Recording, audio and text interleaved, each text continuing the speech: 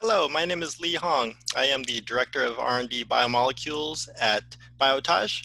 We are a global company based out of Sweden. The biomolecules portion is based out of San Jose in California. Thank you for joining this talk on automated expression screening from plasmid DNA to protein purification with PhyTip columns. First, we are a publicly traded company, so please understand all the risks involved with investments before moving forward. So I'd like to talk about expression screening. The goals of expression screening are to produce large amounts of proteins that are soluble. We would also suggest that the very important as well are producing proteins that are functional and producing proteins that are purifiable. We feel that there is no use to producing a lot of proteins if one can't actually purify it. So in typical expression screening, first the genes of interest are cloned into plasmids. The next step is to add tags for purification. These are his tags or flag tags, different types of tags at the C terminus or N terminus. If solubility is an issue, people will typically add small proteins, GST or MBP, to help with solubility. Hydrophobic patches can be removed, and steric hindrance can be removed in order to help with protein folding. And finally, depending on the expression system, codons can be optimized to help there. So once a library of individual mutants have been generated, these are purified in high throughput using current technologies. Those plasmids are then available for transformation or transfection into the host expression system. And once these proteins are expressed, they can be purified in high throughput. And so from a library of mutant plasmids, one can obtain a library of individual mutants proteins. So this is a typical workflow to do an expression screening campaign. So there are different ways of purifying plasmids and proteins. People will typically think of filter plates, magnetic beads, FPLC, but what we'll concentrate on for this talk are PhyTip columns. These are pipette tip columns that are specific for different liquid handling robots. And at the end of the pipette tip column, we immobilize resin between two thin frit screens.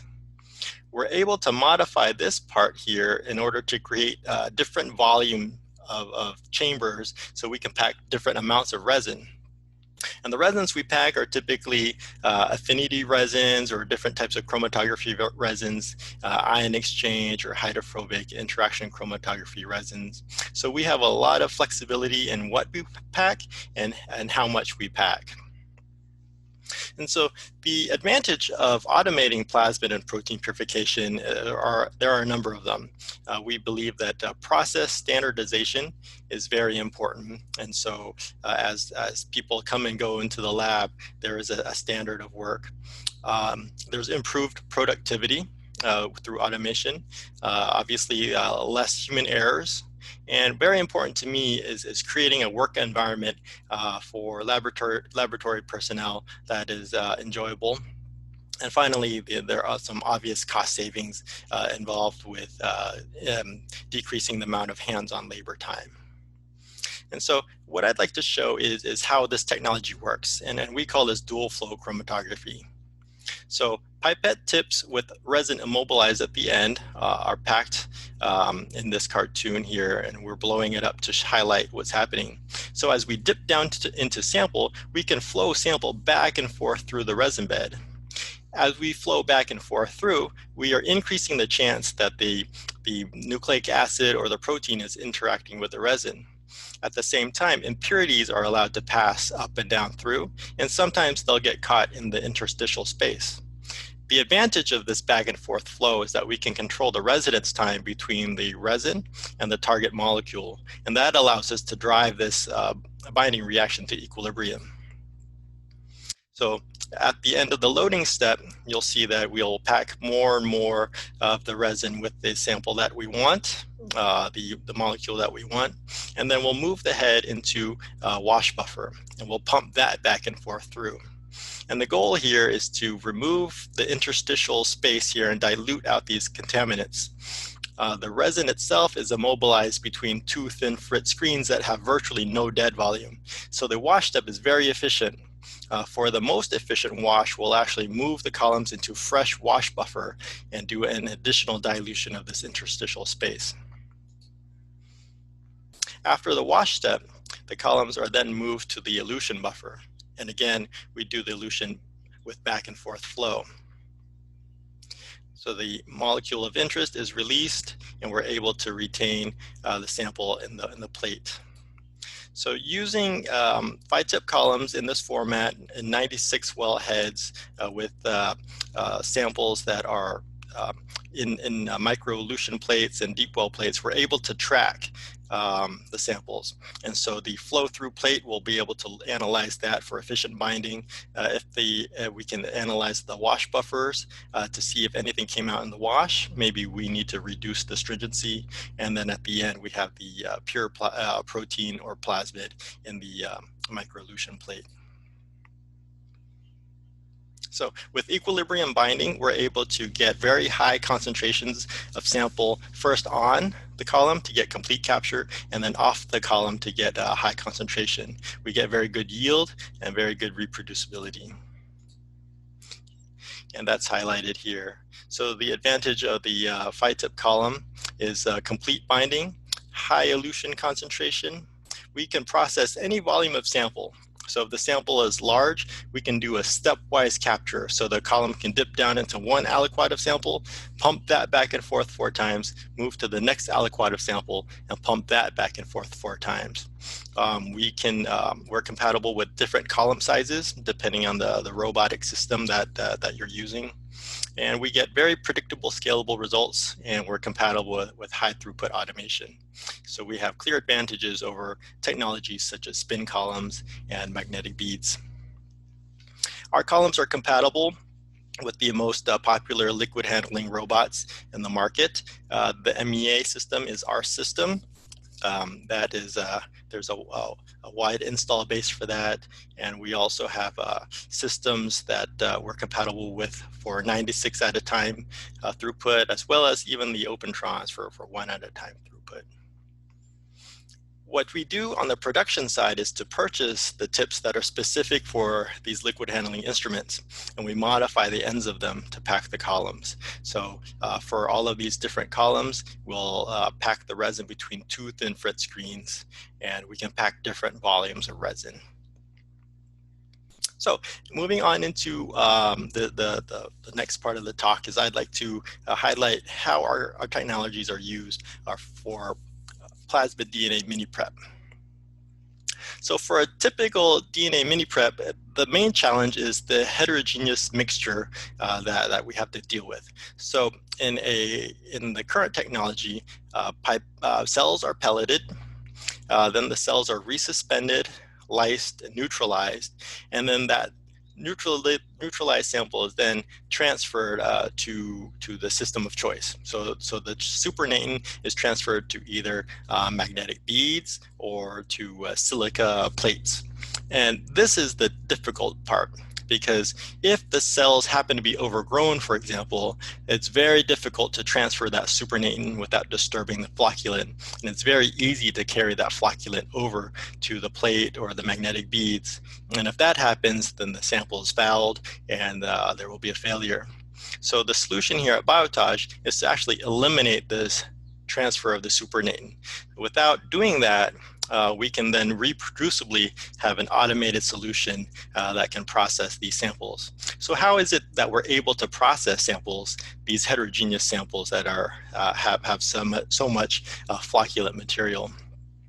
So what we do is we take screens that are quite large in opening, and we use very large silica beads. So we're allowing some of that flocculant to enter the column and to exit the column. As if we can do that without clogging the column, then we can process samples very reproducibly. We can process 1 at a time or 96 at a time using automation. From a 1.4 ml culture that is rich media and high copy plasmid, we will typically see greater than 15 micrograms of yield. The sample, the plasmid DNA, will be very pure based on absorbance ratios and by gel. The plasmid DNA is compatible with downstream assays such as subcloning, sequencing, and most important for us, compatible with transient transfection. So these are data courtesy of Genentech, where plasmid DNA purified in Miniprep scale using our columns were used for expression. So automation of DNA for in the high throughput sense is difficult because it is difficult to increase scale. By that I mean that the state-of-the-art technologies that existed prior to the PhyTip column were not actually reliably automatable. And so there was always a compromise in DNA yield or purity because it was difficult to process those samples that had a large amount of flocculant. So the solution with the PhyTip column now results in very high yield and very high purity and very reproducible, especially for processes such as transient transfection. Okay, moving on to protein expression, we can now see that the PhyTip column technology can be transferred from that format for plasmid purification to protein purification. So if we show people a pipette tip column, a 200 microliter pipette tip packed with 5 microliters of resin, it's very natural for people to be skeptical about how well they work. So these data highlight that kind of initial proof of principle study. So these data are courtesy of Vertex. So 6 kinases were expressed and purified using the HIST spin columns, magnetic beads, or PhyTip columns in either the format of the Biotage robotics or on a cyclone from Caliper. And so these gels immediately show how PhyTip columns are able to produce a usable amount of protein based on the intensity of these gels. So in cases where the HIS columns or the magnetic beads just don't show enough material, PhyTip columns are able to get a usable amount. So this highlights that dual flow chromatography concept where we're able to load up that column to high concentration, but equally important in this case is that we're able to elute the sample and maintain high concentration. And I'd like to show how that is able to be achieved here in this movie. So what we have is a micro-elution plate, a 250 microliter plate, where we've cut the wells in half to show the inside. In the well, we've put 10 microliters of blue or blue-green dye, and I've dipped down a PhyTip column containing 5 microliters of resin. And as I pump that 10 microliters back and forth through the column, I want you to notice that there aren't any air bubbles that go through the column, first of all. And second of all, we're able to completely load up that 10 microliter drop, and we're able to expel it and collect it. So there's virtually no loss of material here.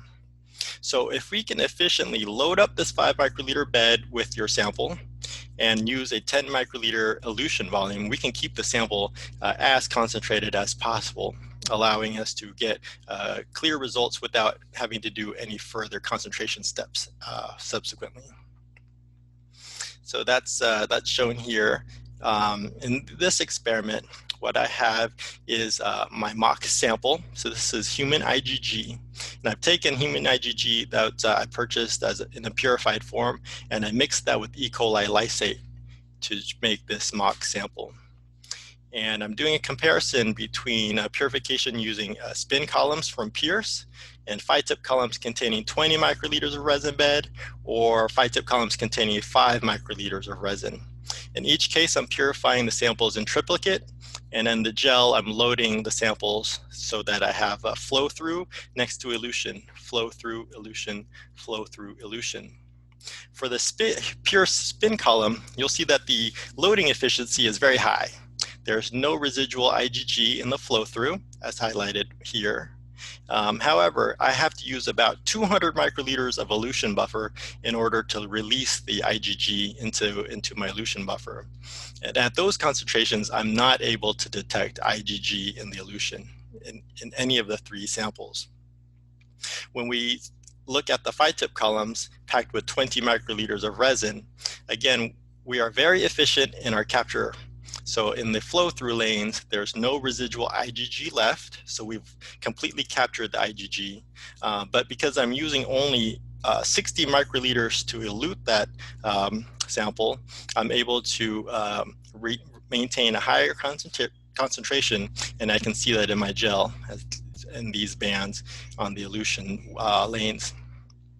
If we now look at even a smaller PhyTip column containing just 5 microliters of resin, you'll see that we're a little bit compromised in the flow-through. There is residual IgG left in the flow-through here, here, and here. However, we are using just 15 microliters of elution buffer, and so we're able to maintain a very high concentration of the IgG in the elution. So there's a compromise between absolute yield and concentration, and we have a lot of choices in order to provide to the end user. So we work with the end user and we ask what is most important, what is the downstream assay, and how can we best achieve what is required. Sometimes we need yield, so we'll use more resin. Sometimes we need very high concentrations, so we'll actually use less resin, which is counterintuitive. When we take these data and the columns and we put them in the hands of users, experts in the field, there's a very, very high success rate of using the samples and the columns in process. So here at Roche, this was highlighted in a poster that was presented a few years back. This group is a crystallography group, and they do a lot of expression screening prior to scaling up in order to generate material for their crystallography screens. And so whether it is expression systems using E. coli, baculovirus, or mammalian cells, the PhyTip columns were very useful in order to obtain expression results. So on the small scale, this group used Beckman FX and 5 microliter columns of nickel resin in order to pull out these his-tagged proteins. So what happens when actually the expression system is not as efficient and more sample needs to be purified? Well, what I'm showing here is actually a very important aspect of how the columns work. So there's a linear relationship between the resin bed volume and the recovery. So what I've done is I spiked IgG into a sample, a very high concentration to simulate a serum sample. And I've used protein A columns that are packed with the available sizes in PhyTip column format, 5, 10, 20, 40, 80, on up to 320 microliters of resin. And when I purify those samples, you'll see this linear relationship. Everything was done in triplicate, and I'm highlighting how reproducible everything is with these error bars. And because we're able to see the capacity of the resin as per the resin manufacturer's specifications, we know that there is no compromise in the performance of the resin based on miniaturization and using the PhyTip column format. And so if there is an expression system where more samples required, or the expression is actually low concentration, there is a solution with the PhyTip column as well.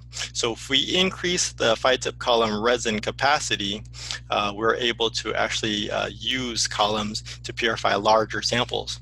In this case, a group at Genentech were doing 5 ml expressions, and they wanted to compare the PhyTip column against gravity flow.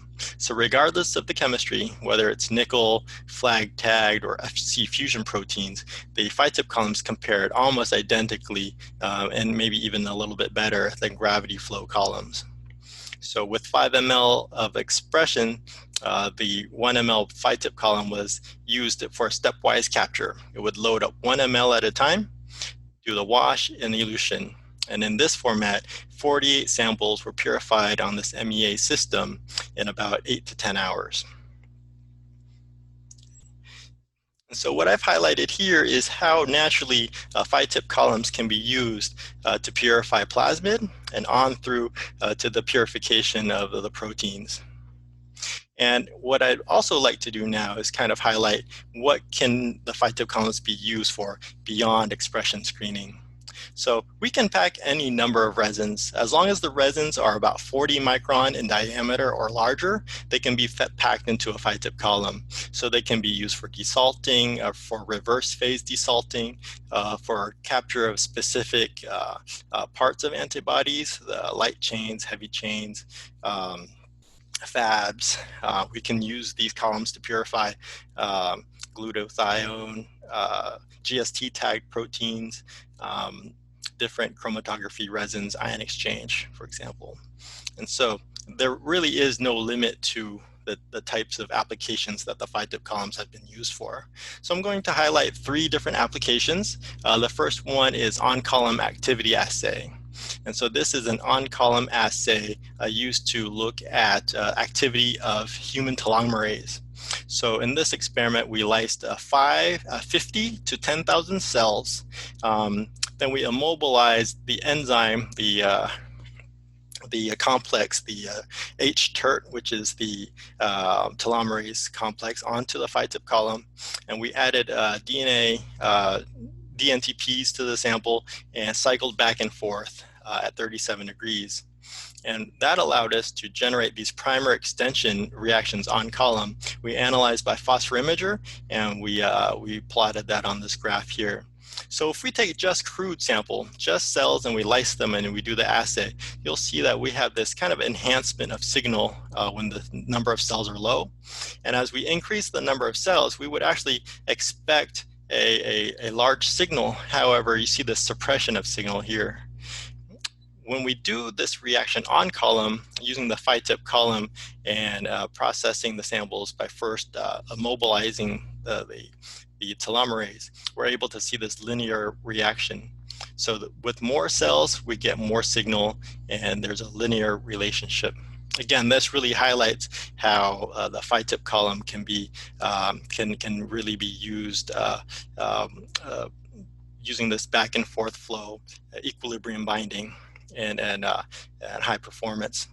So telomerase has been estimated to exist in cells about 1 to 2 copies per cell. So it's a very low abundant molecule, and we're able to see signal even down to the 50 cell range. Next, I'd like to highlight some work done by Brad Prater and colleagues at Inhibitex. They were looking at profiling glycans. So the challenge with glycan profiling is that glycans are small, and they're very similar in structure. There's nothing on a glycan that will absorb light or UV or fluorescence. And so it's very difficult to detect. And the way that people will actually do glycan profiling is to digest the glycans off the glycoprotein and to label them with different types of tags and analyze by, in this case, HPLC. However, the free dye that's needed is in excess, and it can mask signal. And so there needs to be a clarification or a cleanup of that excess dye prior to the analysis. And PhyTip columns were used. These were packed with normal phase resin, and the profile compares very well against traditional manual methods. So the automation saved time, and the automation also required less input of sample, so it saved generation of sample as well. And lastly, I'd like to talk about a peptide mapping application. So this was shown very recently at ASMS in a poster from BGI by our colleagues Jia Tang and others. And in this work, she was looking at peptide mapping and compared a 13.5-hour method with a workflow using PhyTip columns and the MEA that took just 1.5 hours. And the highlight of this work is doing on-column trypsin digest. So trypsin was immobilized on beads and packed into PhyTip columns, and that was used to digest antibody, Herceptin, And those peptides were digested and cleaned up using reverse phase C18 desalting prior to LCMS analysis. And this is a very successful work, and really highlights the use of automation, especially for workflow application. Okay. So PhyTip columns are pipette tip-based purification technology, compatible with most liquid handling automation platforms, all of the popular ones that are in the field. The PhyTip column enables miniaturization of all plasmid purification, protein purification using affinity or solid phase chromatography chemistries. Typically, we see high yields. The process is very gentle on the protein and on the nucleic acid. And because we can use small elution volumes, we can maintain very high concentrations of the nucleic acid or protein. The technology allows us to purify just 1 or up to 96 samples in parallel using the automation platform. And the results are reproducible, they're scalable, and what we learn on one column is transferred to another column. So you can do some studies just with a handheld pipette that allows you to get results when you transfer that method onto a 96 channel head robot. Okay. So again, thank you for listening to the talk, and I look forward to working with you in the future.